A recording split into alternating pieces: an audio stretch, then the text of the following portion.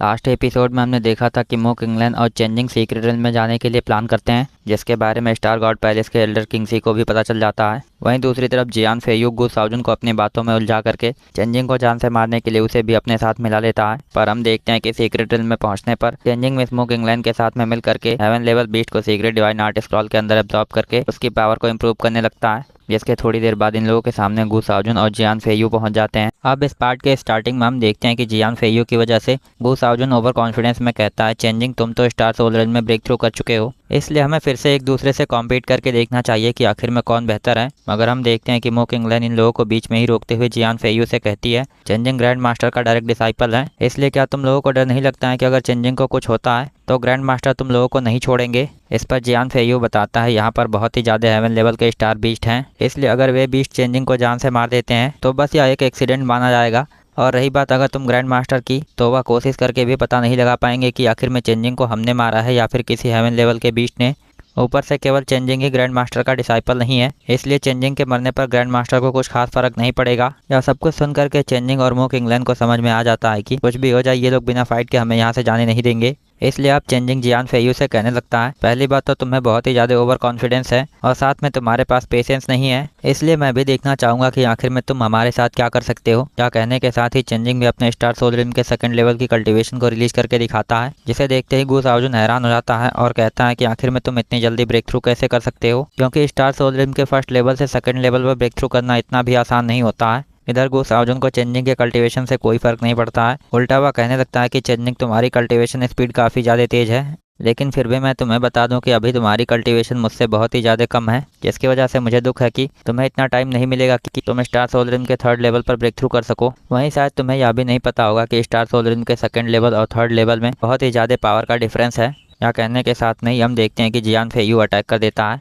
जिसे देख करके चेंजिंग तुरंत उसे डिफेंड करने के लिए टाइची व्हील को एक्टिवेट करके जियान फेयू के अटैक को पूरी तरह से ब्लॉक कर देता है। इधर यह देख करके गु साउजन हैरान होते हुए कहता है, मुझे यकीन नहीं हो रहा है कि एग्जिट माउंटेन की यूनिक स्किल और टाइची माउंटेन की स्किल बिल्कुल ही एक दूसरे के अपोजिट हैं, जिस वजह से चेंजिंग के लिए हमें डिफेंड करना बहुत ही आसान हो गया है। यह सुनकर के जियान फेयू तुरंत अपना दूसरा अटैक इस्तेमाल करता है, लेकिन चेंजिंग उसके इस अटैक को भी कन्वर्जन ऑफ टाइयून का इस्तेमाल करके पूरी तरह से ब्लॉक कर देता है। साथ में हम देखते हैं कि इस प्रोसेस में यहाँ पर काफ़ी ज़्यादा टेरिफाइंग एनर्जी भी निकलती है। हालांकि जियान फेयू अपने अटैक के ब्लॉक हो जाने पर गुस्से में कहता है, मुझे यकीन नहीं हो रहा है कि मैं स्टार सोल रिम के थर्ड लेवल पर होने के बावजूद भी एक स्टार सोल रिम के सेकंड लेवल के कल्टीवेटर को जान से नहीं मार पा रहा हूँ। यह कहने के बाद में जैसे ही जियान फेयू अपना तीसरा अटैक इस्तेमाल करने के बारे में सोचता है, वैसे ही चेंजिंग अपने 6 पाथ ऑफ रीइंकार्नेशन की 6 टेक्निक्स में से एक और टेक्निक का इस्तेमाल करता है, जो चेंजिंग के चारों तरफ एक उसका डोमेन क्रिएट करता है। वहीं इस डोमेन के अंदर पहुंचते ही जियान फेयू हैरान होता है, मगर इतनी देर में चेंजिंग उसे फिर से ब्लॉक करके पीछे ढकेल लेता है, जिस पर जियान फेयू पूछने लगता है कि आखिर में तुम 4 टेक्निक्स का एक साथ इस्तेमाल कैसे कर सकते हो, क्योंकि ऐसा करना तो इम्पॉसिबल है।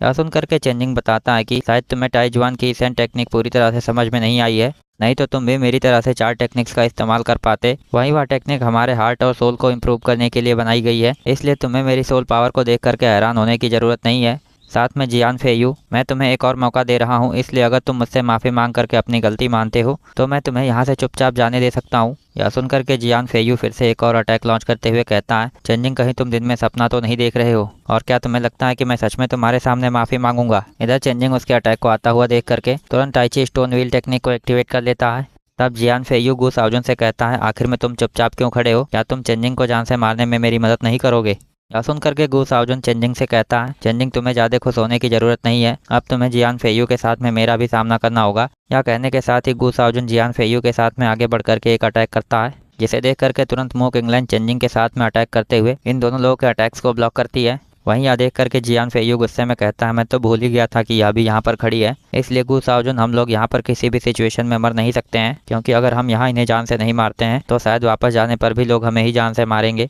यह सुन करके गु साउजन कहता है, ठीक है, फिर हमें अपनी पूरी ताकत का इस्तेमाल करके उन्हें जान से मारने की कोशिश करनी चाहिए। यह कहने के साथ में ही हम देखते हैं कि जियान फेयू और गु साउजन अपने लाइफ एसेंस का इस्तेमाल करते हुए अटैक करने के लिए तैयार होने लगते हैं। वहीं लाइफ एसेंस का इस्तेमाल करने की वजह से उन लोगों की पावर टेरिफाइंग तरीके से बढ़ गई होती है, जिसे देख करके मोक इंग्लैंड चेंजिंग को बताती है कि ये लोग बर्निंग शॉट टेक्निक का इस्तेमाल करने के लिए तैयार हो रहे हैं। तब चेंजिंग पूछता है कि आखिर में बर्निंग शॉट टेक्निक क्या है। इस पर मो किंगलैन बताती है कि बर्निंग शॉट टेक्निक हमारे माउंट आइजुआन के सभी पीक्स की सीक्रेट टेक्निक है, जिसका इस्तेमाल करने के लिए लोगों को अपने लाइफ एसेंस को खर्च करके अपने अटैक को प्रिपेयर करना होता है। वहीं लाइफ एसेंस का इस्तेमाल करने की वजह से उनकी पावर भी टेरिफाइंग तरीके से ज़्यादा बढ़ जाती है। यह जान करके चेंजिंग थोड़ा सा हैरान होते हुए कहता है क्या ये लोग पागल हो गए हैं, क्योंकि सिर्फ हमें जान से मारने के लिए ये लोग खुद को भी डैमेज कर रहे हैं। लेकिन कोई बात नहीं, ये लोग हमें मजबूर कर रहे हैं, इसलिए हमें भी अपनी पूरी ताकत के साथ में फाइट करना होगा। यह सुन करके मो किंगलैन चेंजिंग को रोकने की कोशिश करती है, लेकिन इतनी देर में जियान फेयू और गु साओजुन भी अटैक करने लगते हैं, जिसे डॉज करते हुए मो किंगलैन तुरंत चेंजिंग को बताती है कि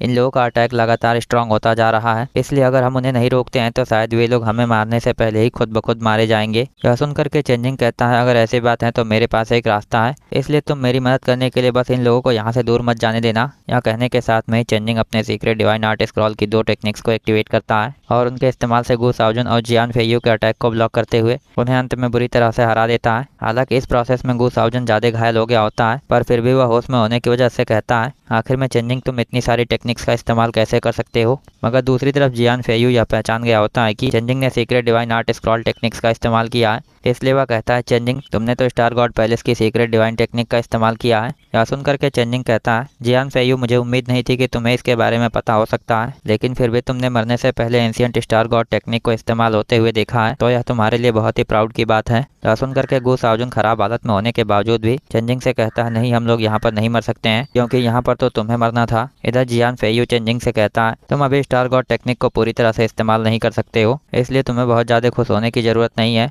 साथ में मुझे लगता है कि तुम स्टार गॉड पैलेस के डिसाइपल हो जो हमारे माउंट आइजुआन को ज्वाइन करके हमारे सीक्रेट्स को जानना चाहता है। इधर यह सुन करके भी जब चेंजिंग कोई जवाब नहीं देता है, तब जियान फेयू अंदाजा लगाते हुए कहता है मेरे ख्याल से तुम्हें सीक्रेट डिवाइन आर्ट स्क्रॉल मिल गया है, इसलिए तुम बताओ अगर ग्रैंड मास्टर को पता चलता है कि तुम स्टार गॉड पैलेस के डिसाइपल हो तो क्या वह तुम्हें फिर भी प्रोटेक्ट करेंगे। साथ में अगर तुम्हारे सीक्रेट डिवाइन आर्ट स्क्रॉल के बारे में लोगों को पता चलता है तो मुझे लगता है कि तुम्हें मारने के लिए इतने पावरफुल लोग आएंगे कि तुम्हें पता भी नहीं चलेगा कि आखिर में तुम्हारी मौत कैसे हुई है। यह सब कुछ सुन करके चेंजिंग कहता है तुम्हारी खुद की हालत इतनी ज़्यादा खराब है, फिर भी तुम बेवजह में इतनी सारी बातें सोच रहे हो। इस पर गु साओजुन तुरंत डरते हुए कहता है चेंजिंग तुम मुझे जान से मत मारो, मगर तुरंत जियान फेयू उसे फिर से रोकते हुए कहता है तुम मुझसे बकवास मत करो और जल्दी से यहाँ से वापस जा करके तुरंत चेंजिंग के सीक्रेट डिवाइन आर्ट स्क्रॉल के बारे में हमारे माउंट आइजुआन को रिपोर्ट करो। जिसके बाद चेंजिंग चाह करके भी खुद को बचा नहीं पाएगा। यहाँ सुनने के बाद में जैसे ही गु साओजुन खुद के गार्ड्स को डाउन करता है, जियान फेयू उसे उठा करके अचानक से चेंजिंग के पास फेंकते हुए एक अटैक करके उसे ही जान से मार देता है और खुद यहाँ से भागते हुए कहता है यंग मास्टर गु साओजुन